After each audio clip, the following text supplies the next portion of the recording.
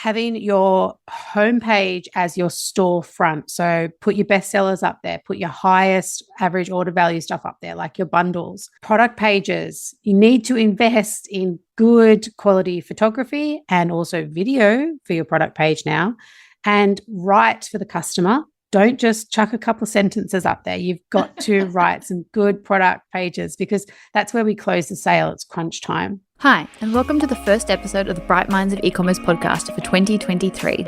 I'm Dana, founder of Bright Red Marketing, and after helping so many businesses in the e-commerce space over the years, I wanted to bring you the best experts in e-commerce from all around Australia, straight to you. If you're wanting relatable stories, actionable advice, and the latest Facebook advertising strategies, you are in the right place. Want help with your Facebook and Instagram ads? Remember, you can always book in a free strategy session at brightredmarketing.com.au/free-strategy-session. We'll run through your ads, see what's working and what's not, and no sales pitch, I promise. So let's get into today's episode. On today's episode, we're joined by Lisa Byrne. Hey, good Lisa. Oh, hello. How are you going? I'm good, thank you. Thank you so much for joining us. Oh, I've been looking forward to this. So I loved having you on my podcast, and now we get to nerd out again. I'm very excited. For everyone who doesn't know you, tell us a little bit about your background.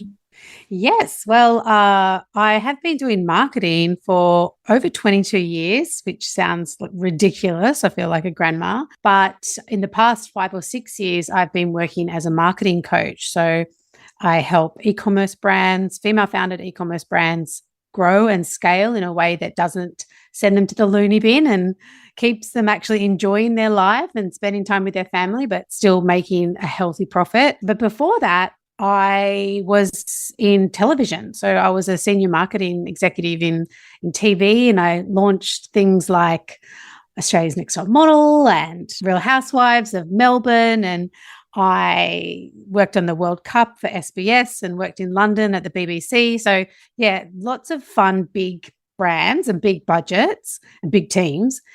But as soon as I had my first baby, I knew that I just could not stay in that type of role anymore with that level of steam and commitment to long hours and, you know, kind of like working for the man, you know what I mean?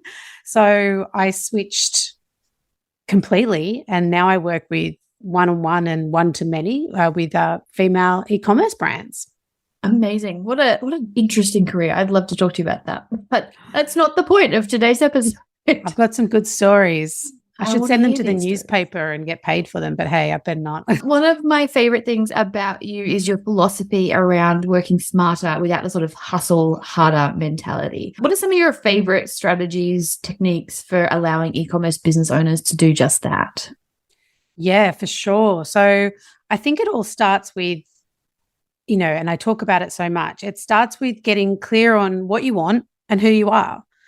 Like, I think we kind of sometimes jump into business because we've found a product that we're super passionate about. We're solving a problem that we've experienced ourselves or we're seeing other people experience, and we go just all guns blazing into making it a business and selling and just working ourselves to the bone. We kind of like leapfrog over the part that's the most important, which is in the early years, it's looking at foundations and brand positioning and where your product, your hero product, sits in the marketplace. You know, are you cheap and cheerful, or are you luxury and high end? And what is the brand story around it? So before we go all guns blazing into working 20 hours a day and investing into Facebook ads when you're very brand new, you know, you need to really look at your foundations first. Get a plan, even if it's the most simplest bullet point plan that you can pull together in a notebook or in a Google Doc of, you know, what you want to achieve, how you're different, who your customer is, what your brand means, and the steps you're going to take in terms of marketing and growth and product development in order to get to that first 10K month consistently, or get to the 20K month consistently, or your first million. Obviously, you're not going to know how to get to your first million when you first start, but having a plan is going to give you direction and focus. And that is the only way that you stop yourself from trying to be everywhere working really hard, doing everything.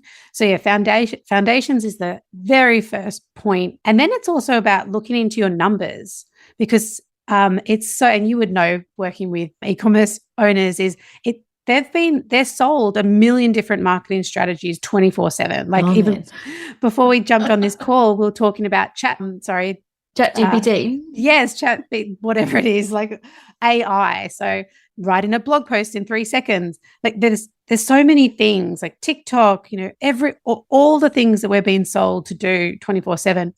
But we just physically can't do them all unless you're willing to spend hundreds of thousands of dollars on building an internal team. Most businesses aren't at that point just yet. So you really need to go and be brutal, with yourself and your capacity. What am I going to focus on? What are the traffic driving things? What are the conversion things? What are the nurturing things in a business that I'm going to focus on? And keep it to like 1 or 2 things at any given time. Again, unless you're going to hire a marketing person or you're going to hire an agency, most brands with small teams, we can only focus on a handful of things at any given time. Yeah, so true. I think a lot of people get really stuck in trying to do everything that pops up, whether it's, using the new AI tool, TikTok. Mm-hmm. What was that one, the audio one that came out a while ago that died? Oh, God, what was it? Everyone was on it. Anyway, I think everyone knows what we're talking about. Yeah. And I show notes when we remember. I purposely didn't say anything about it. And I remember saying at the start of the year, don't bother with this. It's going to be gone in it's a like couple short of months. podcasts are just like echo chambers of people talking about themselves. Yes. I think it's so easy to get distracted, do a little bit of this, and then you end up doing everything really badly. Yeah. Because you can't do anything well when you're sort of that spread thin. So I think what you've just said is really important about really just focus on a couple of things and do them really well. Yeah. On that note, what e-commerce marketing strategies do you think can be the most important this year? Oh, okay. So first and foremost, back to foundations. Make sure that you've got them sorted. But the other part of foundations is your website. So you cannot out-promote or out-market a crappy website.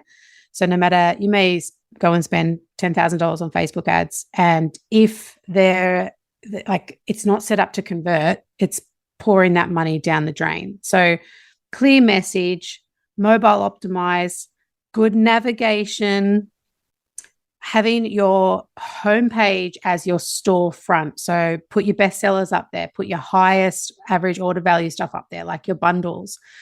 Product pages, you need to invest in good quality photography and also video for your product page now, and write for the customer. Don't just chuck a couple of sentences up there. You've got to write some good product pages, because that's where we close the sale. It's crunch time. Yeah. So in 2023 and in every year, your website is probably, besides your product, the most important part of your marketing assets. So don't ignore that. I'll always, and I always have, but email marketing, it's the money-making machine. It's the customer nurturer. It's the converter. It's the one you own too. Yeah. Absolutely. Like I've had probably about 3 or 4 clients this year had their ad account disabled or had their Instagram like hacked and taken away from them. It's just, and the stress that brings. But if you have a beautiful, healthy, wealthy email list, your business will not only survive those changes, but it will continue to thrive. So your email should be generating at least 30 to 40% of your total online store revenue. And if it's not, that's exciting. It's not a bad thing. It's a really exciting thing. So you need to get onto Klaviyo, get your email flow set up, send some great campaigns. Even if you focused on that in 2023, that's going to be a great strategy. And then you need to be looking at things that are going to be continually working hard for you to bring new eyeballs into your website and therefore into your email list. And if we're talking organic marketing, because that's my deal, it's things like video content, getting your face out there, getting your products out there in great quality video content, SEO, so getting found on Google. That's what you want to be doing. You want to be occupying the most real estate on page 1 or page 2 of Google search results. So if I'm picking up my mascara because I just did that before we got onto the call. If I'm looking for organic mascara Australia, and if that's what you sell, you want to be on page 1 or page 2 under those keywords for your product. So SEO will be an important part of your organic marketing strategy, and it always will be. And I think for something new to throw into the mix, I'm loving at the moment spending time on affiliate marketing and dabbling a little bit in chatbot marketing. So automating your customer journey once people start touching your platforms, like whether it's Instagram right through to your website, automating, or Facebook Messenger, automating that process without you having to lift a finger. Yeah, I love that. I think the important thing to note with those automated bots is you either do it incredibly well or not at all. I've seen some really bad ones and then they just make a really bad customer experience. If you're going to do it, it's going to be done exceptionally well, but they are very cool. Yeah, and I think it's the same for SMS. Like I should mention SMS with email because they sort of like kind of this part of the same family. Same thing. If you're going to do SMS like chatbot, get someone to help you set up the strategy and even look at, helping you with the flows and the funnels and what the cadence is, what the copy is, so you don't feel icky and you're not spamming people when you shouldn't be. Yeah, I totally agree with that. And I think SEO is one of those ones that everyone just sort of thinks is really old school and like boring, but it's so effective and it's so important. For sure. And it's a big thing. Like there is so many different elements to it, and it is like a rabbit hole, but you can start at the top, at the basics. So making sure you have great copy on your website, even copy on your website full stop, because there's lots of brands that I go to and there is no copy on the homepage. The product pages are, very scantily clad with copy. There's no about us on their brand page. So starting with great copy, then looking at how you can make sure all the pages are set up correctly with the right metadata and the URL slugs, and that's all going to help you get found on on Google. So yeah, there's the basics that you can do, but yeah, it can be quite daunting. Yeah. You touched on video in those sort of strategies, and I know that's something a lot of businesses really struggle with, whether it's the getting their face in front of the camera, whether it's just the tech side of things, or just knowing what to make those videos of. Do you have any suggestions, tips around sort of creating that video that's going to be really effective for the e-commerce business? Yes, I love video, and I also am a big champion about, getting in front of your audience with video. Video is the quickest and easiest way to communicate, long or complicated messages, in a really entertaining way. And the reason why video works so well is because it's storytelling. It's instantly getting people's attention, and it doesn't feel like an ad when it's done well, especially when it's got you, the founder, in it, sharing your story and unique points of view, or showing off your product, doing, a product tour. So the first tip, it would be like mindset. If you're struggling with video and you just putting your head in the sand, you need to start to understand that it's a non-negotiable. So if you want to grow your business, you either have to learn to accept and love it and get your feet wet and be kind to yourself, and don't expect yourself to be a pro at it. Just go and have some fun with it. And if you can't do that, then you need to figure out a way of finding how you can create video content if you can't do it. So is it working with affiliates or influencers, content creators? If you're at that point of working with an agency, if you're not, don't hire a content creation agency because it's an investment. But, you can start with focusing on reels and stories. That's pretty much on Instagram. That's pretty much my go-to. And become a student of the platform. So I don't necessarily think you need to be going and investing in a $2,000 Instagram course. You know, when I there's a few of them, and I don't think you need that unless it's, you know, you really want that community and the champion of you, then go for it. But if you spend some time absorbing what's on Instagram, what other brands are doing in your space, don't copy, just listen and observe. You're going to start seeing patterns of, okay, I get it. Okay, they're starting to talk about their product over here.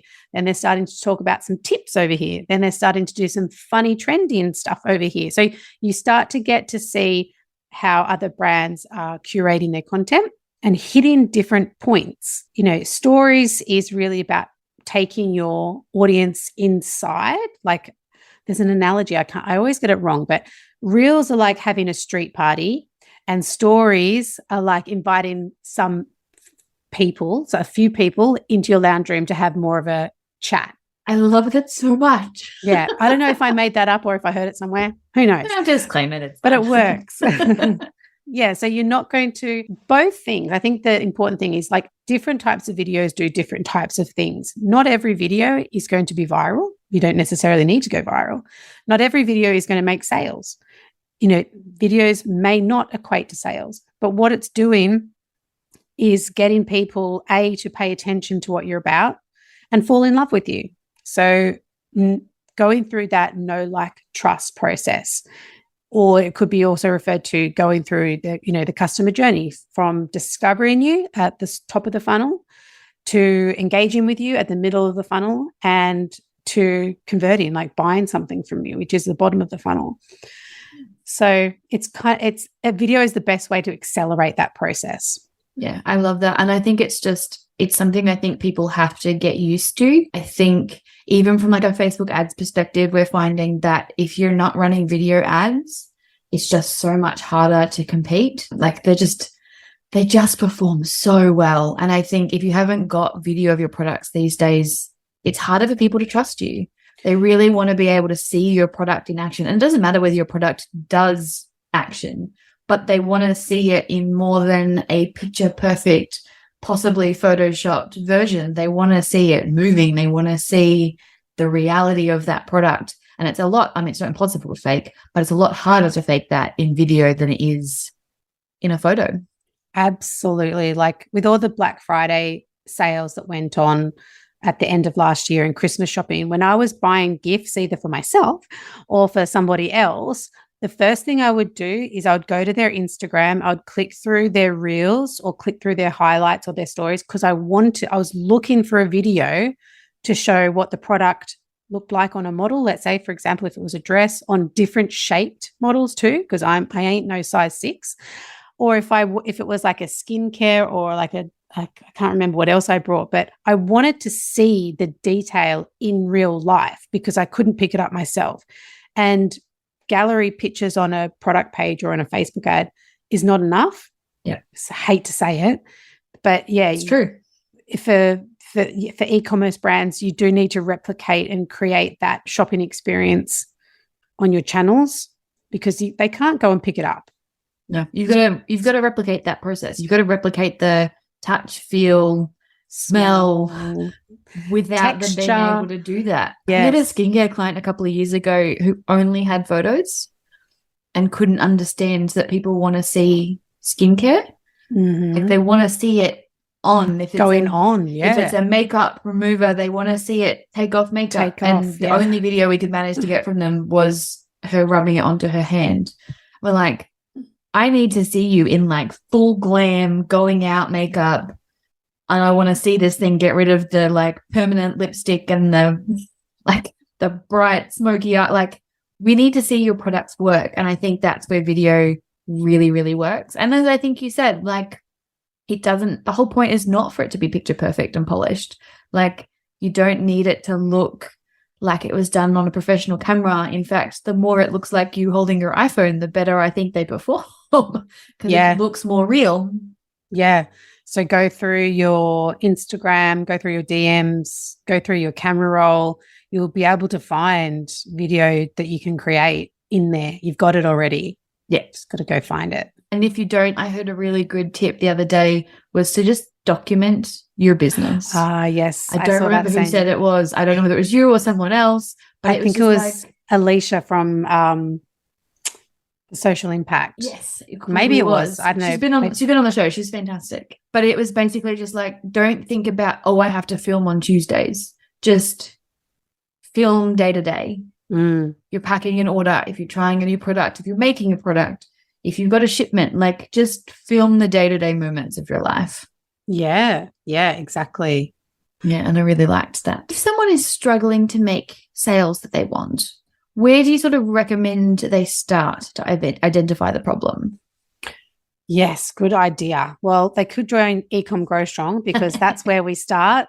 We start looking at, from a helicopter view, what is going on from under the hood of your business, also customer facing. So under the hood of the business is, what is your sales and marketing metrics telling you? So if we have a look and there's no traffic, then there is a traffic problem.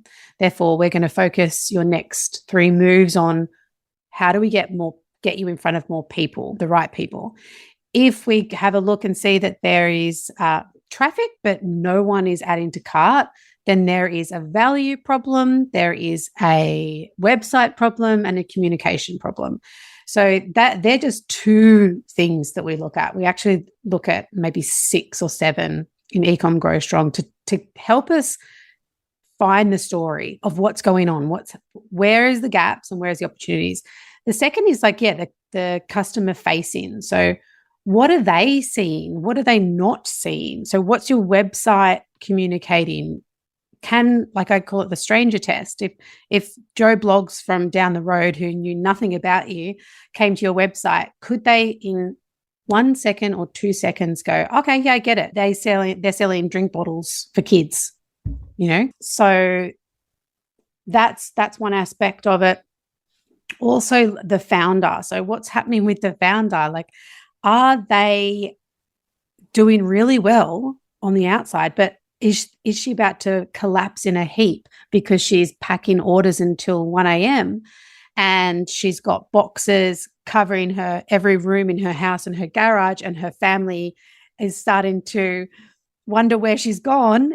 That's a problem too. So it's about taking a look at the holistic, every part of the business, from what's happening inside, what's happening in your metrics, and how the world is perceiving you as well.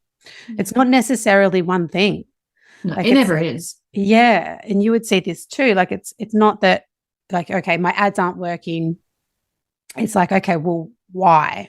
What isn't, what's not firing, what's not connecting? And it's probably way more than the creative or the targeting.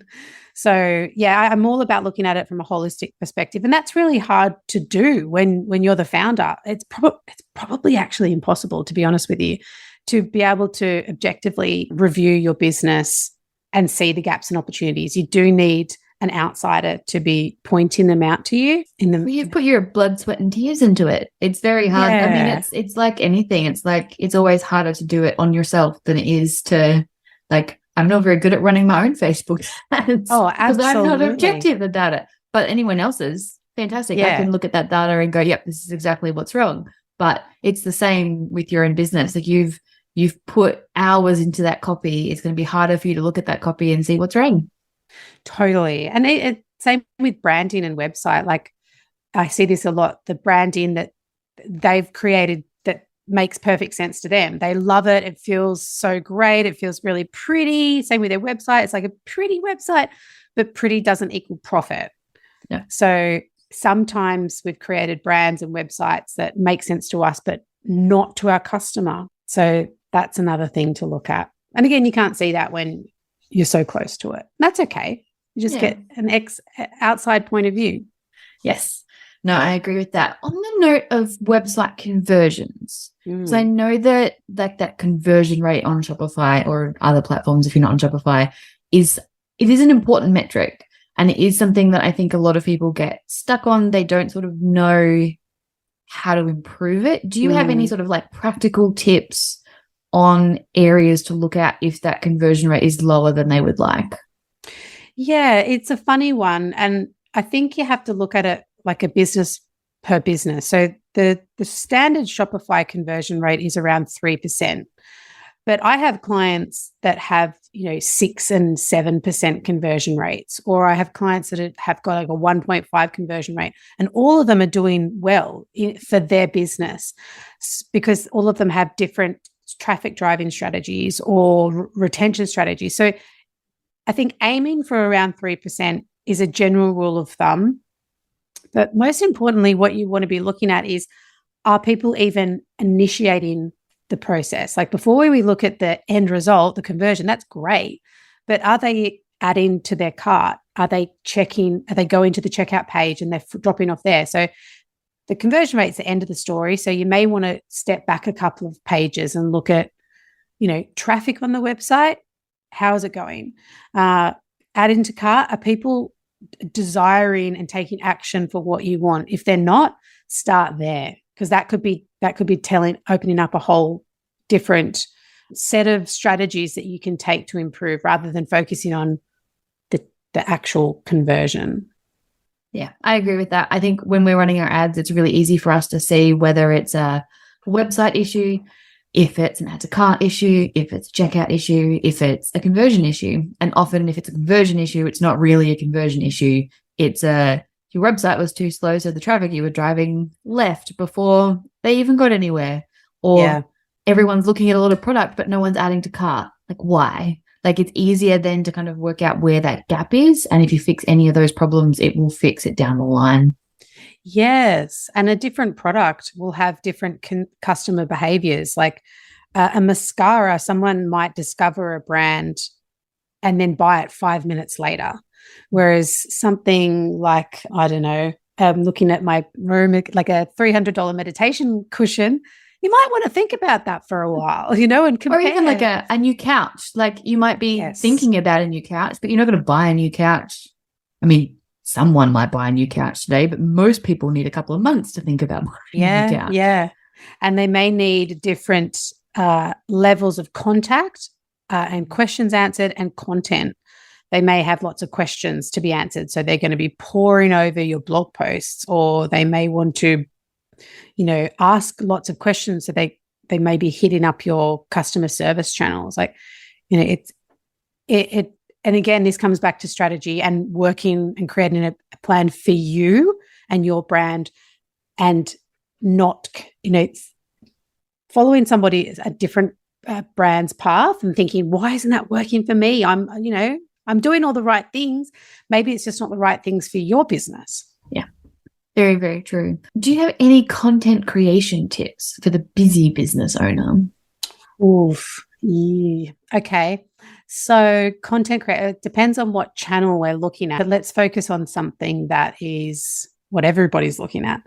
So Instagram and TikTok is probably still the bugbear of many e-commerce brands. And it's one of the basics that you do have to nail at the top of the funnel to get people sort of looking and touching your brand. So content creation tips, look, I should say batch creating, but as a person, I just do not batch create at all. I'm more of a post and fly, but if you're struggling, you're one of either. Like you're either a batch creating person or a post on the fly person, and you kind of have to test both to work out which one you were. I didn't think I was a batch creating person. Worked out I am a batch creating person. Yeah, and I don't like being a batch creating person. I wish I was. Look, I'm trying, but if you really struggle with it, you do have to find a solution. So maybe it's about hiring a virtual assistant who can do some basic content creation for you, not necessarily a social media agency or even a social media freelancer. Get a good virtual assistant who can be in several parts of your business. They can be helping you with your email, they can be helping you with customer service and creating and scheduling Instagram content. Because I think if we're talking Instagram, we do overcook it, I think, overbake it. It's a slower burn to convert. So you don't put all your time and energy into it. Have a bit of fun with it. use video that's sitting in your camera reel. And if you struggle with it, outsource it, or work with the content creator, or work with an affiliate person or a brand an influencer partner to get those people to create the content for you. So you can just say, here's my product, go do what you do best, which is create interesting, fun content. They post it on their channels. You can also get it back and post it on your channels. Job done. And it's also ticking the box of user-generated content too. Yeah, I love one of our last questions. Do you have like your top 3 tips for e-commerce businesses? Oh, to grow? Yes. Well, I'm always going to say get your foundations right. So know your vision, get clear on what you are and what you want to be in the world for your brand. Clarify who your customer is, get a unique message, build a brand that means something, and never forget your website. So they're your foundations. And if you have problems with them, come see me. I will help you with my course, eComm Grow Strong. And then keep it simple. So focus on 1 to 2 projects or campaigns at any given time and get a plan. So know what you're doing next quarter and the quarter after that and the quarter after that, because it's going to give you so much confidence. It's going to keep you focused and it's going to stop you from jumping onto shiny tactic syndrome. So chasing the next new thing. I love it. Perfect. Is there anything you think we've missed before we wrap up into our last couple of questions? Oh, look, I think you have grilled me today, and I think we have covered so much. Yeah, this is a juicy one. That's what we try to do. Alrighty. Do you have any strategies or habits that you follow each day in business to help you stay on track? Oh, that's a good idea. Planning. I always have a 12-month plan. I keep it very minimal, just literally one thing that I'm focusing on each month, or even one thing per quarter. Having a project management tool like Asana that you can use with your team, your virtual assistant. You can also use Slack. And also taking time out to enjoy yourself, because most women, we love to be busy and we love to work and to prove how amazing we are, but it can become addictive. So schedule in downtime, white space in your calendar to go for a walk, to go for a swim, to go pick up your kids from school, to hang out with them, because, life can be pretty busy. I agree with that wholeheartedly. Favorite podcast other than yours, which is a fantastic podcast? Oh, that's hard. Well, you know, personal or business, we've had lots of murder podcasts. Honestly, that is all I listen to is murder podcasts. Like I'm really bad. If I'm not listening to audiobooks, it's all murder podcasts. I don't know what it is about women in business and murder podcasts. Well, I used to listen to business podcasts, but it just sends me cuckoo, because I just need to be like, oh, that's great. I should probably try that in my business. And I don't need any more of that. I just need to relax and to numb out. So yeah, I like it. And how can people find you? I'd love to hear about your podcast, your course, just general. Yes. How can people find you and work with you? Yes. Well, I'm launching eComm Grow Strong, which is my 12-week group coaching program and course in February 2023. You can always find me over at lisabyrne.com.au. Plus, I have a podcast, which is called the eCommmerce Marketing Society. And Dana, you were on it just a couple of weeks ago. Yes, it was very exciting. Awesome chat. So, yeah, that's pretty much where I'm at, or Instagram at Lisa Byrne Marketing. Very nice. Well, thank you so much for joining us. It's been a pleasure having you on the show. Thank you so much. Thank you for listening to the Bright Minds of E-commerce podcast. As always, you'll find the show notes at brightredmarketing.com.au/episode 35. Thanks for listening.